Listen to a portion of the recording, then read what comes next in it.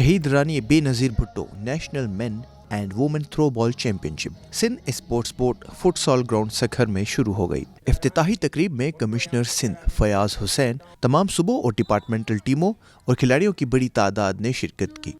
Champion شپ میں Punjab, Sindh Greens, Balochistan, KPK، اسلام آباد، AJK، GB، HEC، Pakistan railway اور سندھ وائٹ کی ٹیموں نے شرکت کی۔ Inter provincial through ball champion شپ کے فائنل میں KPK نے سندھ کو 2-0 سے شکست دے کر ٹائٹل اپنے نام کیا۔ اس سے قبل سیمی فائنل میں سندھ نے بلوچستان کو 2-0 سے شکست دی تھی، جبکہ دوسرے سیمی فائنل میں KPK نے پنجاب کو 0 کے مقابلے میں 2 سے شکست دے کر فائنل میں جگہ بنائی تھی۔ خواتین کے فائنل میں سندھ نے اسلام آباد کو 2-0 سے شکست دے کر ٹائٹل اپنے نام کیا۔ اس موقع پر Maqbool Arain, general secretary Pakistan throw ball federation Shahid Khan, secretary throw ball Rana Sajjad, secretary Punjab Arshad Hussain, Pakistan catch ball federation کی general secretary Laila Kulsoom, DCO Sukkur Nasir Lashari اور عوام کی بڑی تعداد نے شرکت کی۔